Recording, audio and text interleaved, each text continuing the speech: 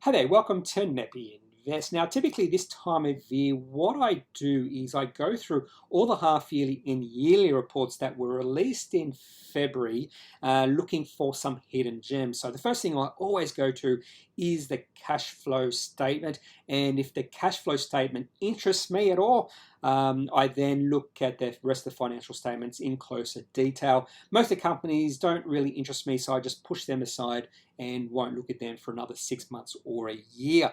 Now, the other day, as I was going through this process, I came across MaxiTrans. I went straight to their cash flow statement, and the cash flow statement did interest me, particularly when you compare the cash flow and the market cap of this company. So when you do that comparison, you'll find that this company, MaxiTrans, is a dirt cheap, profitable ASX small cap company.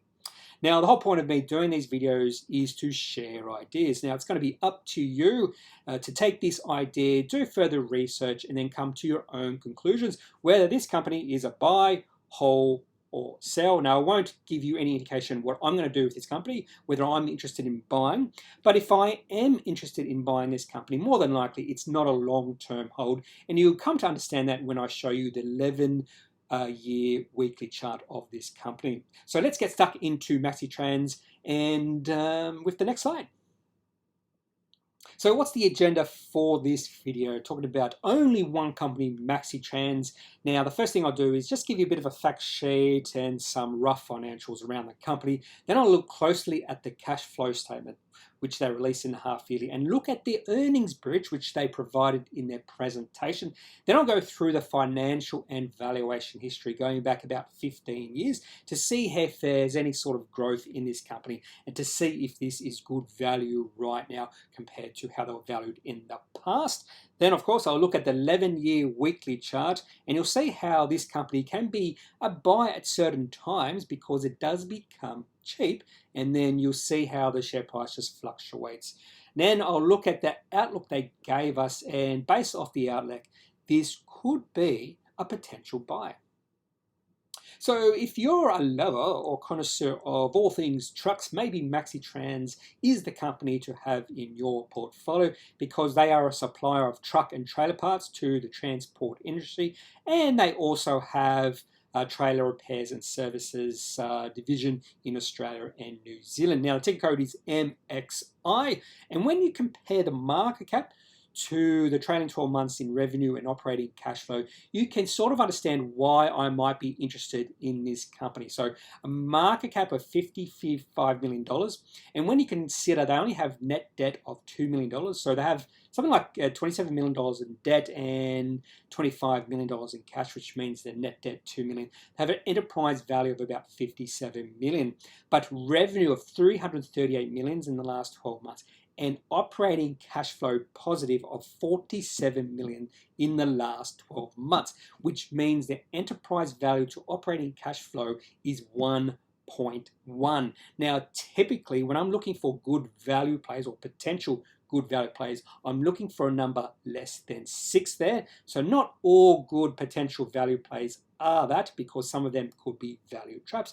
And that's the thing with MaxiTrans is this company right now a value trap?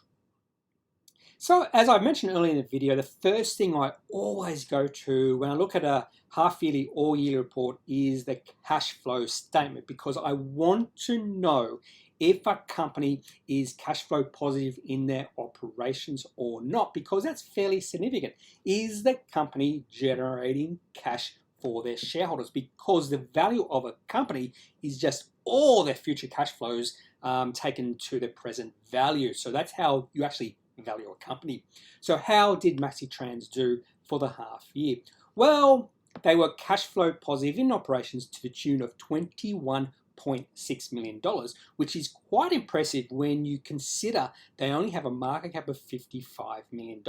And with the cash they generated in operations, they were able to pay back $13.8 million in debt. And that's another thing I really like about this management group, is they are thinking about the debt and paying that down, because I don't like companies like this being ladled with debt. So at the end of the half, they did have $26.5 million in cash on their books, and I think they are virtually debt-free at this point in time.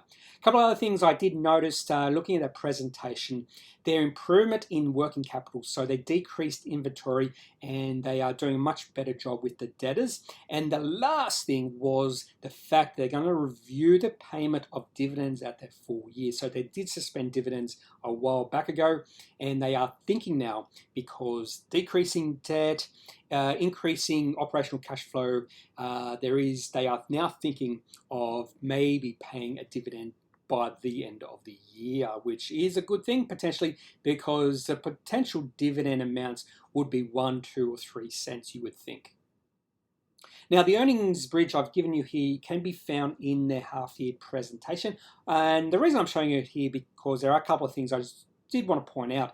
Now, this shows you how they went from being negative $1.2 net profit before tax to being positive $8.3 million in profit. And the way they've done that is they've increased the trailer volume and margins, and that provided them 5.7. They've also done that with the Maxi Parts, increase the volume and margins there. But also JobKeeper has helped them out in the last half year by $4.6 million. And JobKeeper is coming to an end, if I remember correctly, on March 31st. So they won't have that in the next half year. So they have to continue increasing the trailer and Maxi Parts volumes and hopefully increasing the margins to have even better numbers in the next half year. So I always like to look at the financial history of a company, in particular looking at the revenue, operational cash flow, and then comparing the growth rates of those two financial metrics to the enterprise value. So the first thing I always look for is any sort of revenue growth, because if a company can't grow the revenue, how can they grow their profits and operating cash flow unless they're cutting costs? And cutting costs is not a sustainable business model. So MaxiTrans is growing their revenue at a very slow rate, 2.5% per year. But if you look at the last 10 years or so, actually about 7 years or so, revenue has been sort of flat or so since 2013. Yeah, relatively flat. But when you compare the operational cash flow growth rate to the enterprise value growth rate, those are the two things I really look for here. And if there's some sort of discrepancy between the growth rates of those two, it's either suggesting a company could be undervalued or overvalued compared to the start of the time period, in this case 2006. In MaxiTrans situation, enterprise value is going backwards, growing at negative 8.2% per year, which means the value right now is less than it was in 2006, but the operational cash flow has been growing at 10.3% per year. But that's been juiced up in the last 12 months or so, more than likely because of JobKeeper and that sort of thing. So take that with a grain of salt. But it's coming off a low base too the last 12 months, because 2019 was MaxiTrans' worst year when it comes to operational cash flow. And I think the market priced that in, but hasn't priced any sort of recovery into the market right now. Now, I'm comparing 2009, 2011 here, which I've circled here. That's when the enterprise value of MaxiTrans got down to $50 million, because you can see revenue during that time period was going down. Then it started going up, the revenue, and as it started going up, the enterprise value quadrupled in that time period. So that's the potential of MaxiTrans going forward. It might quadruple in valuation, only potential at this stage, particularly if they start growing revenues, which they have started doing in the last 6 months. So compare 2009 to 2011, the valuations or the enterprise value is very similar to then. So right now is the cheapest you can buy MaxiTrans. Another thing I really like to look at is the valuation ratio history of companies. So I look at price to book, price to sales, and my favorite sort of valuation ratio, which is enterprise to operating cash flow.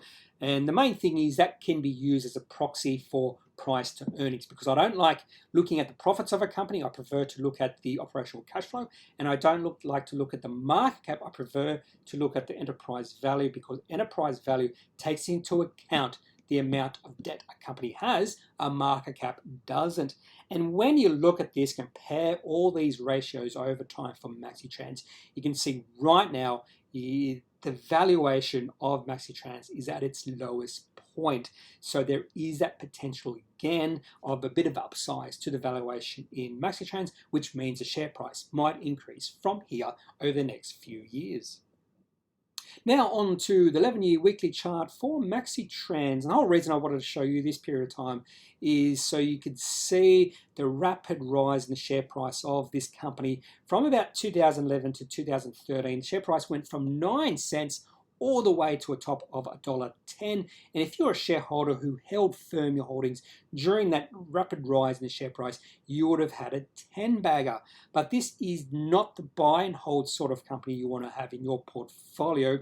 There is a time to buy this and a time to sell. And you can see the share price or the chart of this company isn't going from the bottom left to the top right. In fact, if you go to the start of this period, the share price hasn't grown all that much during this time period, but you can see peaks and troughs in the share price. So definitely not a buy and hold sort of company. There's always a time to buy this and then a time to sell.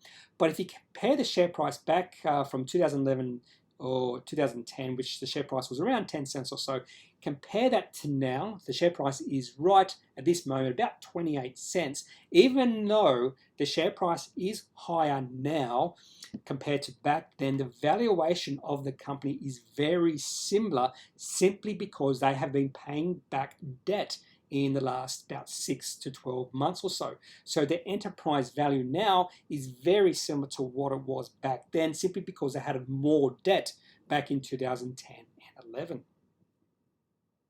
One of the most important and largely underlooked things a lot of sort of amateur investors will not focus on is any sort of outlook a company gives, because the market is forward-looking. So any sort of outlook or guidance a company can give is very important to driving the share price of a company up or down on the release of the half-year or yearly report. So I did have a look at their outlook, and I do like to focus on any phrasing or words the management will use, because you can draw a lot out of that.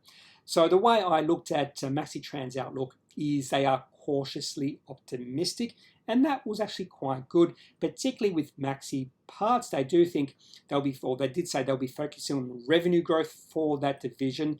They were a little bit more pessimistic when it came to the trailer division, but they were thinking they will be able to maintain profitability, and they were moving to a new facility, and that should actually give them greater capacity. But there was something about the federal government stimulus incentives may not help them through the next half year. So have a look at their outlook, because if you read it yourself, you might be able to glean more out of it than I can give you right now. Now, there was one little snippet in their outlook that really interests me, not only about MaxiTrans, but the overall state of the economy, Australian economy and the world's economy. So they mentioned the stress on the global supply chain, which I've heard quite a bit over the last few months, particularly Europe and North America, will continue to see challenges in Australian ports, blah, blah, blah. Substantial cost inflation in freight and steel, and I've heard that too, particularly around steel, and I do actually am a shareholder of BlueScope Steel, and they are benefiting from this cost inflation in steel, is very likely to see the group process market price increases through both the trailers and Maxi Parts business sometime in the second half of this year. I'm not sure if that's going to be beneficial to MaxiTrans or the complete opposite, because they're a little bit unclear on that. So that's something we're going to have to try to decipher over the next few weeks. So that's all I've got on this dirt cheap, profitable ASX small caps. That is MaxiTrans. If you have any questions about this video, or you can provide some guidance to me, in particular what that last statement meant, I would gladly accept any sort of comments you might have. Otherwise, I'm not a financial advisor, so if you do need financial advice for your own circumstances, make sure you seek out someone who is qualified and can speak to your own financial needs. That's all for this video. See you later. Bye.